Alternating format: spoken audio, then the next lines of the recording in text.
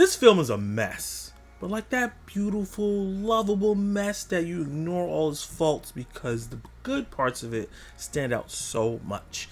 So I fell in love with the Mission Impossible franchise a lot later than most people because of Mission Impossible Dead Reckoning Part 1. I binge watched all the Mission Impossible films leading into it 2 years ago, and this is now my favorite action franchise. So I'm super excited to finally have seen this film despite some of it being a letdown. Even though I thought Dead Reckoning Part 1 was awesome, I did notice a dip in quality in that last film because I think they bit off a bit more than they could chew with the Entity. It's really corny antagonist that's everywhere but has no personal connection to anything. The biggest stakes possible, trying to do something that's more timely and warn us, because a lot of past films about like nuclear bombs and agents that can spread and kill us in the air, but now with AI being such a big thing, and that's what feels like is leading us to an apocalypse, I think the crew here, in terms of storytelling, trying to do a film that warns us about it, but I think the way they did it kind of was too much. It felt like there was no central villain you can see Ethan going against. And I think that hurt not only the last film, but definitely hurt this one. Another thing that hurt this film a little bit, even though I enjoyed so much of it, is the first 30 minutes or maybe the hour is spent recapping a lot of the events that happened in the last film. It felt like the movie did not trust that the audience that was coming to check this out saw part 1, which is really reasonable because part 1 financially didn't do good because it ran into Barbenheimer. So a lot of it was talking about plot points and showing flashbacks. It honestly felt like an anime episode where they'll show you a flashback to something that happened early in the episode, like your memory is just going to be gone of the situation. For me, as someone that remembers so much of that movie, it was very, very annoying.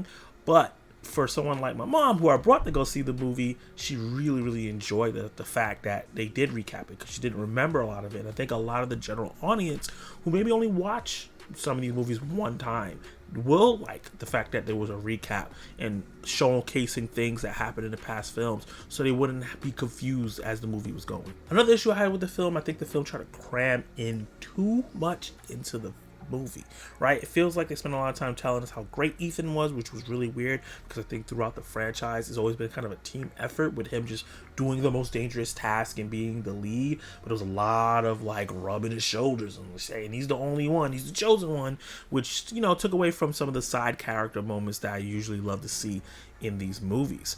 Also, it felt like this franchise was supposed to have another movie after this, so this feels like a middle movie, but also an ending and wrap up of the franchise all at the same time. So the runtime is almost 3 hours, and it's jam-packed with a bunch of story plot beats that don't always flow together perfectly. I feel like because part 1 did not do so well and cost so much, they told them, hey guys, wrap this bad boy up in this next one. So there was like supposed to be like a personal story here for Ethan, who obviously is played by Tom Cruise, where they were criticizing his actions from the past, which I thought was really interesting, but they didn't get to really focus on that as much as I would have liked. So there was just so much going on with the Entity and some of the other villains and characters that were sick and characters coming back from past installments, trying to be a tribute while also progressing the story that they were already told, while trying to, you know, show love and rubbing on Ethan at the same time. I think the movie bit off way more than it could chew in the matter of 2 hours and 45 minutes. Despite all those flaws, how messy the story and the plot, everything that was crammed into this film, just like I said in the beginning of the review, it's a beautiful mess, one that I ended up loving. Because even though each of these aspects may have not been executed to the best way possible, maybe the production values were as great as I expected, there's so many highlights within the story and within the character moments, and especially the action. It made up for all those plot points that I could just kind of look over the problems. The stakes were super high. Beloved characters started dying off.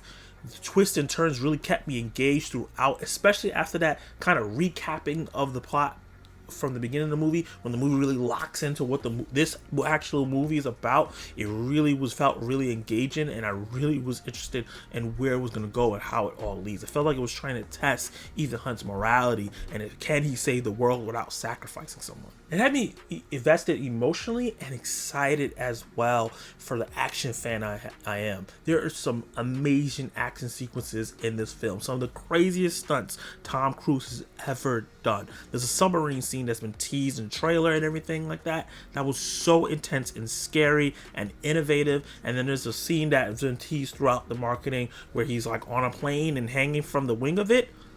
Absolutely crazy. One of the greatest action set pieces that I've ever seen and executed so well. Both of those are some of the best moments, or maybe the best moments I've seen in 2025.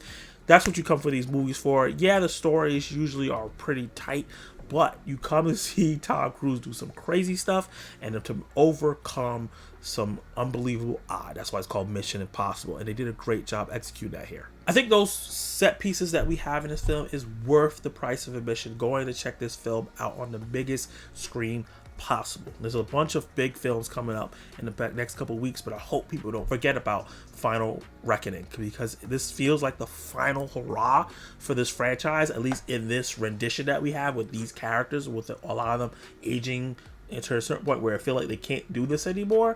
And the movie didn't feel like it was a final stamp, but it felt like this was probably going to be the last one, and I think it was such a big thrill ride. So with that said, I'm going to give Mission Impossible Final Reckoning a B. The question today is, do you think they should reboot the franchise? And if they do, who should be the new lead?